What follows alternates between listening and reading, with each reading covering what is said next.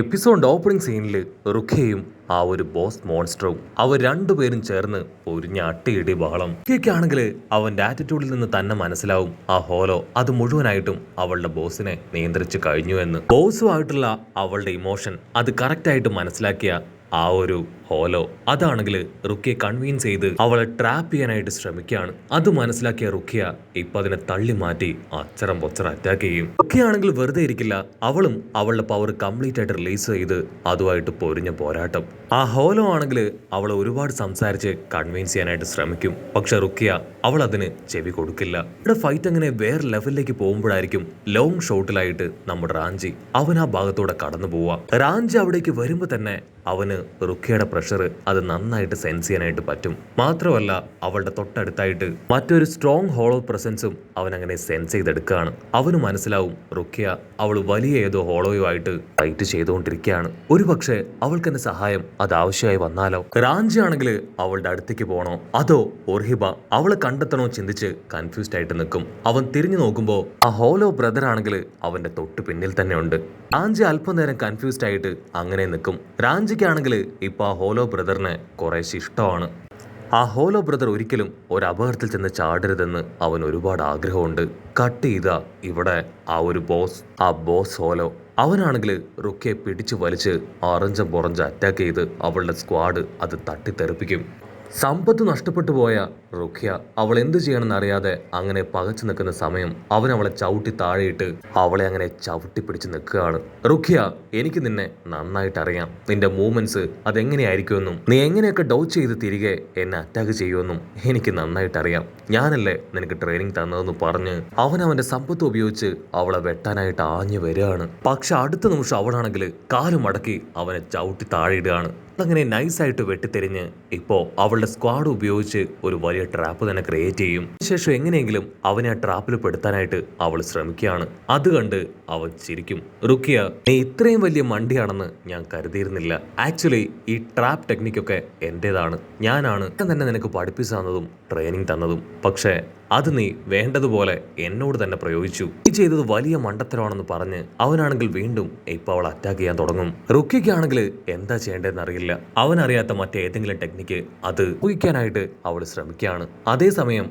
കണ്ണാടി പയ്യന്റെയും റാഞ്ചിയുടെയും സാധോടെയും ഒക്കെ ലിമിറ്റഡ് ആയിട്ടുള്ള സ്പ്ലിറ്റ് പ്രഷർ അത് അവള് ഇപ്പൊ കുറേശ്ശെ സെൻസ് ചെയ്യാൻ തുടങ്ങും. അവൾക്ക് മനസ്സിലാവും എല്ലാവരും ഓരോരോ അരങ്കാസുമായിട്ട് ഏറ്റുമുട്ടിക്കൊണ്ടിരിക്കുകയാണ്. സിറ്റുവേഷൻ അത് കൂടുതൽ വേഴ്സ്റ്റ് ആവുകയാണ്.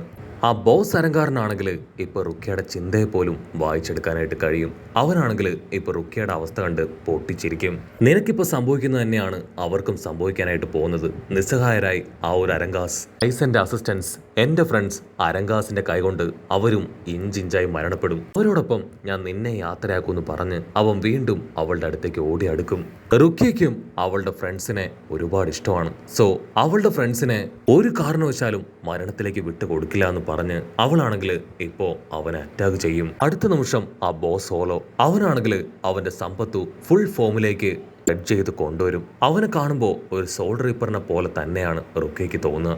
റുഖ്യയ്ക്കാണെങ്കിൽ അപ്പോഴും ഒരുപാട് കൺഫ്യൂഷൻ തോന്നും. കാരണം സോൾ റിപ്പേഴ്സ് യൂസ് ചെയ്യുന്ന സ്ക്വാഡാണ് അവന്റെ കയ്യിലുള്ളത്. ഒരു ഹോളോ ആയ അവനെ കൊണ്ട് എങ്ങനെ അത് യൂസ് ചെയ്യാൻ കഴിയുന്നു ചിന്തിച്ച് അവൾ ആ സ്ക്വാഡിലേക്ക് നോക്കി അതിന്റെ ഓരോ അറ്റാക്കിനെയും തടുക്കും. പക്ഷെ ബോസിന്റെ ആ ഒരു സ്ക്വാഡ് അത് ഭയങ്കര പവർഫുൾ ആണ്. അവളുടെ സ്ക്വാഡിനെ വീണ്ടും അത് തകർത്തെറിയും. അവനാണെങ്കിൽ ആ ഒരു സമ്പത്ത് ഉപയോഗിച്ച് റുഖ്യയെ അച്ചറം പൊച്ചറ അറ്റാക്ക് ചെയ്യും. പക്ഷെ റുഖ്യ അവള് അവന്റെ അറ്റാക്കിൽ നല്ല രക്ഷപ്പെട്ട് അവനുമായിട്ടുണ്ടായ ഹാപ്പി മൊമെന്റ്സ് അത് തന്നെ വീണ്ടും ആലോചിച്ചു കൊണ്ടേയിരിക്കും. അവൻ എത്രമാത്രം റുഖ്യയെ സ്നേഹിച്ചിരുന്നെന്നും എങ്ങനെയൊക്കെ അവളെ കെയർ ചെയ്തിരുന്നെന്നും അവൾക്ക് എന്തൊക്കെ ട്രെയിനിങ് കൊടുത്തിരുന്നുവെന്നും അവൾക്ക് നന്നായിട്ട് അറിയാം. അവൻ ആ ഹോളോ ആണെങ്കിൽ കംപ്ലീറ്റ് ആയിട്ട് കൺട്രോൾ ചെയ്ത് ഇപ്പൊ അവന്റെ ബിഹേവിയർ അത് മൊത്തത്തിൽ ചേഞ്ച് ആയിരിക്കുകയാണ്. അവളെ ട്രാപ്പ് ചെയ്യാനും തകർക്കാനും അവളുടെ കൂടെയുള്ളവരെ ഇല്ലാതാക്കാനും മാത്രമാണ് അവൻ ലക്ഷ്യമിടുന്നത്. ഐസോടെ വെറും ഒരു പെറ്റ് പപ്പടായി അവൻ മാറി. റുഖ്യയ്ക്കാണെങ്കിൽ അവനെ കൊല്ലാനായിട്ട് കഴിയില്ല. കാരണം ഓരോ തവണ അവനെ കാണുമ്പോഴും പഴയ ഓർമ്മകൾ അവളെ വേട്ടയാടുകയാണ്. ഓലോ ആണെങ്കിൽ അത് മുതലെടുത്ത്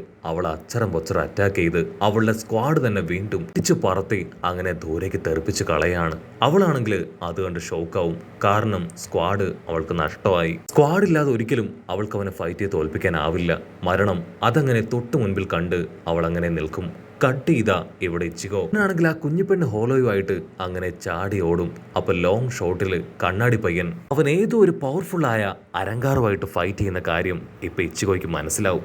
ഇച്ചിക്കോയ്ക്കാണെങ്കിൽ അവനെ സഹായിക്കണോ അതോ ഒർഹിബയെ തേടി പോണോന്നറിയാതെ അവൻ ഒരു സെക്കൻഡ് കൺഫ്യൂസ്ഡ് ആയിട്ട് നിൽക്കുകയാണ്. ഇച്ചിക്കോയ്ക്കാണെങ്കിൽ കണ്ണാടി പയ്യനെ സപ്പോർട്ട് ചെയ്യണമെന്ന് ഒരുപാട് ആഗ്രഹമുണ്ട്. പക്ഷെ അവന്റെ കയ്യിൽ ആ ഹോലോ കുഞ്ഞിപ്പെണ്ണുണ്ട്. അവളുടെ ബോഡിയിൽ ഓൾറെഡി ഒരുപാട് പരിക്കുകൾ പറ്റിയിരിക്കുകയാണ്. എത്രയും വേഗം അവൾക്ക് ട്രീറ്റ്മെന്റ് കൊടുത്തിട്ടില്ല എങ്കിൽ അവളുടെ അവസ്ഥ അത് വളരെ മോശമാവും. പക്ഷെ കുഞ്ഞിപ്പെണ്ണാണെങ്കിൽ ചാടി എഴുന്നേറ്റ് ഇച്ചിക്കോട് പറയും, പേടിക്കേണ്ട ആവശ്യമൊന്നുമില്ല, എനിക്ക് വലിയ കുഴപ്പമൊന്നുമില്ല, എത്രയും വേഗം ഇവിടുന്ന് പോണെന്ന് പറഞ്ഞ് അവര് വീണ്ടും ഇപ്പൊ മുൻപോട്ടേക്ക് കുതിക്കും. കട്ട് ചെയ്ത് ഇവിടെയാണെങ്കിൽ ആ ഹോലോ ബോസും നമ്മുടെ റുഖ്യയും അവർ രണ്ടുപേരും നിർത്താതെ ഫൈറ്റ് ചെയ്യാണ്. ഫൈറ്റ് ഒരു ഘട്ടത്തിലെത്തി റുഖ്യ ആണെങ്കിൽ 100% മരിക്കാൻ പോവാണെന്ന് ഉറപ്പിക്കുമ്പോഴായിരിക്കും ആ ഒരു ഹോലോ അവളെ ഞെട്ടിച്ചുകൊണ്ട് ആ ചുമരില് വലിയൊരു ദ്വാരം ക്രിയേറ്റ് ചെയ്യും. അതിനുശേഷം അവൻ പുറത്തേക്ക് അങ്ങനെ ഫ്ലൈ ചെയ്ത് പോവാണ്. ആ റൂമിലേക്കാണെങ്കിൽ നല്ല രീതിയിൽ ഇപ്പൊ വെളിച്ചം അടിച്ചു കയറും.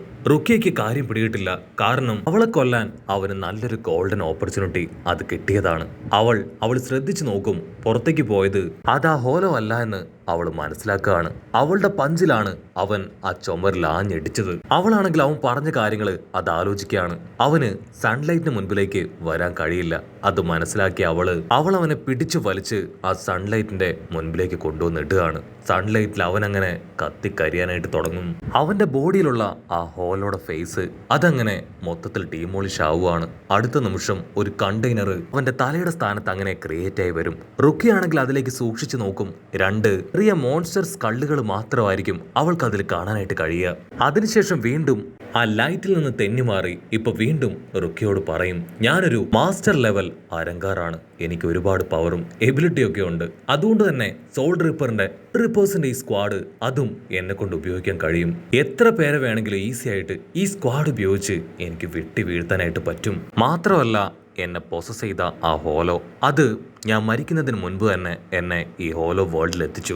ഇവരെനിക്ക് ആവശ്യമായതെല്ലാം തന്നു, എന്നെ പുതിയൊരാളാക്കി മാറ്റി. ഇപ്പൊ കാണുന്ന പവറും എബിലിറ്റിയും എല്ലാം തന്നെ ഈ ഹോലോ വേൾഡാണ് എനിക്ക് തന്നതെന്ന് പറഞ്ഞ് അവനാണെങ്കിൽ ഇപ്പൊ ഒരു മോൺസ്റ്റർ ലുക്കിലേക്ക് മാറും. കൈൻഷിബ സോൾ റീപ്പറിന്റെ പല പവറും എന്നെ കൊണ്ട് ഉപയോഗിക്കാൻ കഴിയും. എന്റെ ബോഡിയുടെ ഒരു പാർട്ട് തന്നെയാണ് അവനും. എന്റെ ഹോലോ പവറും സോൾ റീപ്പർ പവറും ഈ സമ്പത്തു പവറും എല്ലാം ചേർത്ത് വെച്ച് ഞാനിപ്പോ പവർഫുൾ ഹോളോ ആണ്, എന്നെ കൊണ്ട് പലതും ചെയ്യാൻ കഴിയുമെന്ന് പറഞ്ഞ് അവനാണെങ്കിൽ ഇപ്പൊ റുഖിക്ക് നേരെ വരുന്നതോട് കൂടെ ഈ ഒരു എപ്പിസോഡും അവസാനിക്കുന്നു. എപ്പിസോഡ് ഇഷ്ടപ്പെടുകയാണെങ്കിൽ തീർച്ചയായിട്ടും ലൈക്ക് ചെയ്യാനും കമന്റ് ചെയ്യാനും ഷെയർ ചെയ്യാനും മറക്കല്ലേ. അടുത്തൊരു അടിപൊളി എപ്പിസോഡുമായിട്ട് കാണുന്നവരെ it's me with Mallu episode.